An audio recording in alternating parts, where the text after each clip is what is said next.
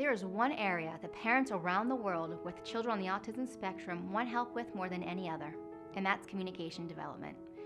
Making sounds, words, communicating wants, needs, thoughts, feelings, and experiences. No matter what age or stage, communication development is the area that parents both want help with most, and it's the area they feel most stuck. You're probably watching this video right now for the very same reason. You know your child has boundless potential, you're eager to unlock your child's communication so he can fully express himself. You just don't know what the key is. That's because you're missing the communication roadmap, a simple and powerful way to know exactly where your child is, what the communication goal is, and how to get there. I'm Tali Berman, and that's exactly what I'm going to share with you over this video training series. In my work with children with autism over the last 16 years, I've seen children literally make breakthroughs in their communication skills. And as you can imagine, it's quite extraordinary to witness children using these communication tools to make themselves understood, to get their needs met, to connect with their family members and peers on a deeper and more intimate level, and of course have much fewer meltdowns and tantrums as a result. I remember one of my private coaching clients, Paul, posted on Facebook that his daughter Jazz had come up to him the night before and said for the first time, "Can I have a hug?" He'd been waiting almost 9 years to hear spontaneous words like that. The very tools that I use to guide my clients in my private coaching packages are the tools I'm going to be sharing with you so you can see your child understand and make himself understood. Now, there's a common belief, and most people might tell you, that if your child has communication challenges, you need to find the right professional to work with him or her, putting you in the passenger seat, hoping that this professional will get your child where you're trying to help him go. And so the biggest thing that you're riding on is hope. This results in you feeling completely reliant on someone else to help your child in the area that is most critical to you. I am here to make a stand for empowering you, to give you the knowledge and strategies so you can be a core component in facilitating communication growth for your child, along with the support and guidance of a professional. This puts you in the driver's seat. This is also important for your child because I've seen that children grow the most when they're with someone who they have the closest relationship to, where the strategies are implemented on an ongoing and consistent basis in an environment that's most comfortable for them, like their home, versus the therapy that might go to once or twice a week. So my question to you is, are you done being on the passenger seat? Are you ready to get the concrete tools you need to witness change in your child? If you are, and your answer is yes, then keep listening. I highly value my time, and I highly value yours. I know that your life is incredibly busy, and it's important to use your time wisely. So if I were you, I'd be thinking, how do I know if I'm in the right place? How do I know what I'm going to get in this video training is going to be helpful to me and to my child? So what I'm going to share with you today and in the upcoming video series is for you. If your child was recently diagnosed, you're at the beginning of your journey and you're looking for concrete tools you could implement right away, you are not interested in wasting any time. This training is for you if your child was diagnosed a while ago, maybe even several years ago, and you feel that the services and support he or she is getting is not enough. You have this niggling feeling that there's more that you can do. Or if you're a professional in the field and you're looking to gain more tools. You're in the right place if you've been searching desperately to see your child express his wants, his feelings, his opinions. If you feel like you've tried everything to help your child, but no matter how hard you've tried, nothing seems to make a significant impact in his communication. You're exhausted from trying to figure out what your child wants and trying to constantly diffuse meltdowns. You're eager to deepen your connection with your child by learning what he's thinking, what he's feeling. If you know that your child is capable of so much more, but just don't know what the key is to unlocking his communication skills, you're in the right place if more than anything else, you want to see your child happy, well-adjusted, and able to fully bring his unique self to the world around him. What I'm going to teach you today is applicable no matter what your child's age or stage. I know autism is a very broad spectrum, and I'm going to teach you tools that you can apply to children of varying ages and stages. There's a common saying that if you keep doing what you're doing, you'll keep getting what you're getting. What this means for you is that without a proven step-by-step approach, you will likely continue to feel stuck in helping your child make a breakthrough in his communication and continue to wonder, what is the key to unlocking my child's communication? So this is your golden opportunity to turn a corner. I don't know about you, but when I'm learning anything, especially something that relates to my children, who I'm learning from and what makes them qualified is very important to me. So before we begin, let me tell you how I got to learn what I'm about to teach you today. In 1997, my final year of college, I was a sociology major and looking for my purpose in life. I was dedicated to making a contribution to the world in a big and lasting way, but I just didn't know what my calling was. So for a time, I was dumbfounded by the economic disparity in the US. I became very involved in social injustice rallies. I even spent a night in the New York City jail, having been arrested for protesting against budget cuts for inner city schools. I spent nights supervising homeless shelters. I delivered meals to people who were sick and dying with AIDS. And as meaningful as each one of these experiences were, it didn't feel like my fight. It didn't feel like my mission. I felt restless and desperate to discover what was the unique and powerful gift I was meant to give to this world. So that semester, my sociology professor made an announcement that one of his students who had been working with a family who had an autistic child was graduating, and the family was looking for someone to replace her. So anyone who was interested should see the flyer outside his office door. And immediately after class I went, I called the number, and I went that week to meet the family. Now, the moment I met that family, the moment the mom opened the door, I knew my life had changed forever. Let me just paint a picture of what this boy was like when I first met him. This 4-year-old boy named Jeffrey had very little eye contact. He used language almost entirely in a non-social way, repeating videos and movies he had seen over and over again. He was still in diapers. He had a very limited diet, a very erratic sleep schedule. He was limited in the activities he was willing to engage in. He would tantrum for hours and was mostly inconsolable. His mother trained me, and we applied all that we knew. We sought out as much knowledge as possible and implemented all that we had learned. Actually moved in with Jeffrey's family, and we worked night and day to discover what would help him. Slowly, and actually not even so slowly, we began to see this little boy calm down and open up. I worked with Jeffrey for 1.5 years until we integrated him into a typical school setting with no traces of any challenge. His teachers to this day still don't know about his original autism diagnosis.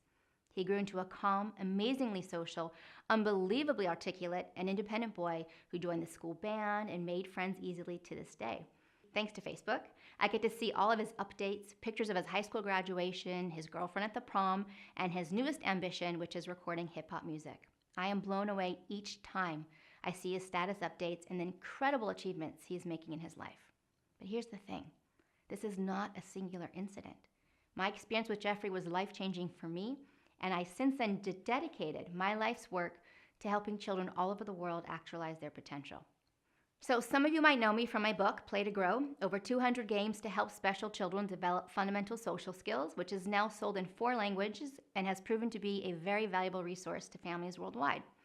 Or you might know me as the founder and host of the annual Autism Empowerment Telesummit, where I gather top experts in the field of autism on my elite panel to help make their knowledge as accessible to families around the globe as possible. And in fact, this year, we're having a very special guest, which is Temple Grandin, but let's keep that quiet because I haven't told anybody about that yet. I've had the total honor and privilege of seeing children of all ages and stages make profound change. It is my mission to help you see that kind of change in your child. Being a mom of 3 myself, I have a 12-year-old girl and a 9 and 7-year-old boy. I know as a parent, you might have a tendency to multitask. So while you're listening, you might be checking Facebook or your emails or doing dishes. I want to encourage you to be an active listener. But also, one more point, I want to help you to really be an open listener. So you might hear things and think, oh yeah, I know that already. But sometimes going back to the most basic things can make the biggest impact. And on the flip side, you might hear things that seem really unfamiliar to you and think, I'm not going to do that. But even in those moments, I encourage you to really be open to hear things that might both be familiar or unfamiliar to you. So let's get right into it. I want you to think of this video and the whole video series as giving you the roadmap for your child's communication growth. And here's what I mean. If you have a specific destination, somewhere you want to go, but not clear how to get there, you have a very simple process you might not think about consciously. You take out a map or you do Google Maps, and you do the following 3 things. You first find your current location, your point A. And once you've identified that, where you are on the map, you identify your destination, your point B. And then you find the quickest way from point A to point B. If you don't know where you're coming from, you can't figure out where you are vis-a-vis your destination and then calculate that route. So think about this in terms of your child. You first want to clearly identify where your child is right now. What's the point A? Then your specific goal or destination, the point B. And then of course, how to get from point A to point B. And I've seen parents go astray in every step of this process, which is why I'm so excited to share this information with you today. Here's what happens if you do not have the communication roadmap. If you don't have the precise understanding of where your child is right now, you won't be able to accurately determine the most reachable goal for your child, since I believe your goal should be based on an extension of where your child is today. So if you don't have your targeted goal for your child, then the strategies in place are not taking your child exactly where they need to be headed, which results in a continual experience of missing the mark. Like you're banging your head against the wall, getting nowhere, causing unnecessary frustration for you and for your child, an experience you probably know oh too well. So I'm here to clear the cloud of confusion, but I need to warn you, this is not a magic pill or some enchanted spell. This is a system, a roadmap that is proven, but it requires you to work it, to implement it for you to see results. So today I'm going to teach you about finding point A. In the next video, I'll help you find the destination, point B, and then how to get from point A to B in the most successful way possible for your child. That will be the third video. So let's start with how to find point A. Again, why is identifying precisely where your child is so important? Because from my experience, in order for the goal to be as reachable as possible, to give your child the highest likelihood of achieving that goal and having a positive learning experience along the way, the goal must be a natural extension from where your child is right now. And I often see parents really underestimate where their child currently is. So identifying where your child is actually a 3-step process. The first step is attitude, believing that your child is communicating. If you don't believe your child has communication tools, you will not hear or see your child communicating. You want to think to yourself, my child is communicating more than I realize. I'm going to investigate closely and see how. Then you'll start to really see it. One of my private coaching clients, Maria, came to me and said, I would love to help my daughter Lucy communicate more. She doesn't have any communication right now. So the way I work with my private coaching clients is they send me a specific amount of video footage of them interacting with their child, and I review it very carefully. And based on that video, we create goals and strategies. So I'm watching these videos of Maria playing with her daughter. There's one part where they're tumbling on the ground, laughing and tickling, and Maria is saying to her daughter, I love you. Now, in the midst of that, I hear her daughter say, I love you. Now, it wasn't as crystal clear as I said it then, but it was definitely there. And when I did the consultation with the mom, I said, Maria, did you know in the third video, your daughter said, I love you? She had no idea. And I told her after the consultation, go back to the third video at like minute 5 and 17 seconds. I want you to listen to that exact piece. And she did. And she was amazed. She showed it to her husband and she showed it to her friends. And it was a perfect example of how she didn't believe her child was communicating. So she didn't hear it. But as I was watching it, I'm investigating to see, where is this child communicating? What are the communication tools she already has? And then all this language we were able to pull out. I want to give you another example with a mom named Claire who had a son who was 16 years old. She came to me saying, my son, he can communicate his needs, he can communicate his wants, but I want more. I want him to tell me what he's thinking, share about his day, share comments with me and his peers. So as we investigated further, she told me about a time where in the rush of the morning routine, he was sitting on a chair with his iPhone and he said, hey mom, look at this new game I found. And she was like, son, I'm really busy right now. I don't have time. I got to get my bag. She's getting her stuff ready. I said, Claire, that was it. That was the moment that you're wanting from him. He wasn't expressing a need or a want. He was sharing something with you that he was excited about. Those are the kind of things that are being glossed over, that you might not be noticing, things he's already doing. And how important it is to not only identify that, but to actually amplify that. And we're going to talk about that in just a moment. But I wanted to give you 2 examples of children in very different ages and in very different stages of their communication growth to show you how easy it could be, if you're not believing your child has more communication than you believe, to overlook it. It might sound simple. I've been amazed how often children have communication skills that parents just don't see. In the 16 years I've been working with children of all ages from all over the world, I have never seen a child that is not communicating in some way, whether it be through eye contact, by pulling their parent's hand, by giving them an object, using words, whether they're clear or not clear, phrases that might be clear or not clear, or even very subtle body language, like pulling away from something, moving towards something, a tightening of the facial muscles, or covering their ears. So the first step is really the attitude, believing your child has more communication tools than you realize. Step 2 is attending. to watch and listen, to look for the gestures, the sounds, and the words with open eyes and ears, and notice the seemingly small ways your child is trying to communicate. Like looking at the refrigerator might mean that he's hungry. And we're not just talking about verbal communication. So much is communicated through eye contact, through gestures, and through body language. We want to see all this communication as well, because these are going to be building blocks to the more verbal communication. This is going to be easiest to do in a non-distracting environment. So what we want to do is use a room in your home, it could even be your child's bedroom, and spend time in that room in a one-on-one capacity, without any other children in there, without your phone ringing, without too many distractions in the playroom itself with the door closed. And I'm going to actually encourage you to spend about 20 minutes, 4 or 5 days a week, if you're not currently already doing that, in a non-distracting environment. This will allow you to be non-distracted yourself. This will allow you to not focus on multitasking and doing so many things at the same time, so you can just focus on really observing what your child is currently doing. Another great place to do this is in the bathroom. If you're giving your child a bath at night, close the door, they're in the bathtub, there's not a lot of distractions going on. It's a great way for you to observe, what is my child currently doing?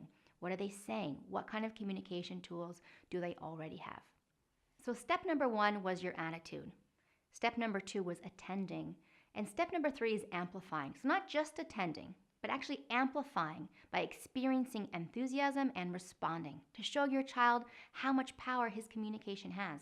By highlighting and amplifying, you not only make it clear to yourself where your child is, but you make it more exciting for your child, motivating him or her to communicate even more.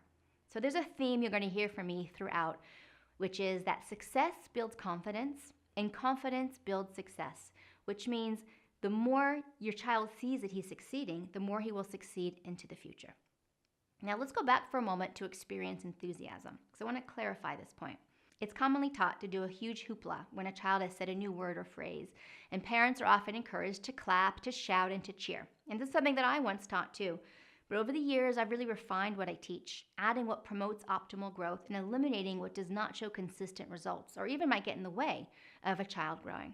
So while I do encourage responding, which I'll talk about in a minute in a very particular way, I want to explain this point by sharing with you something that my colleague Anat Baniel wrote in her book, Kids Beyond Limits. She talks about how it's important not to clap your hands or make loud and excited exclamations when your child has just done something for the first time, like taking his first step or saying his first word.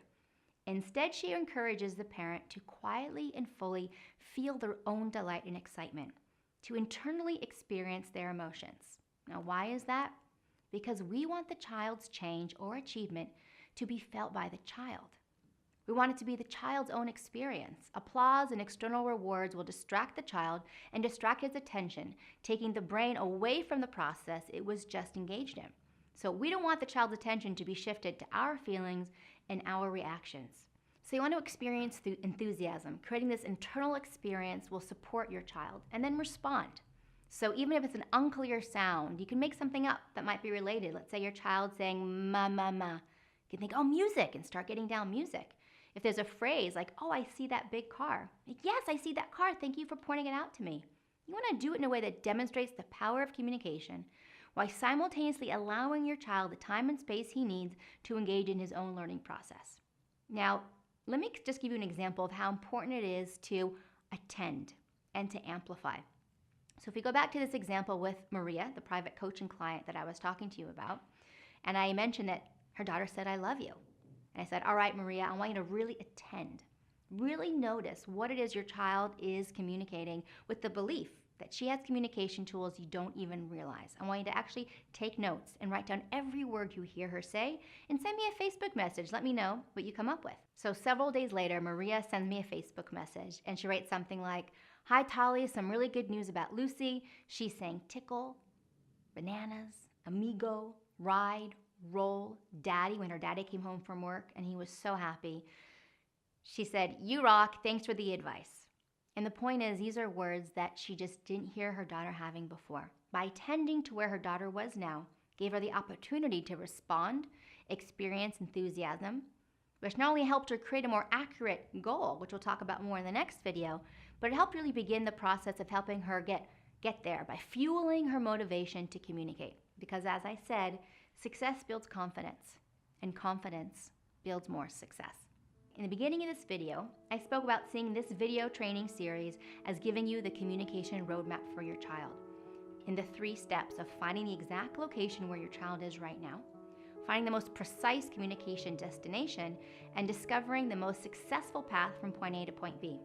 So today we discussed how to find your child's location on the communication roadmap by attending and amplifying where your child currently is. In the next video, we're going to talk about how to find the most precise destination, the communication goal for your child.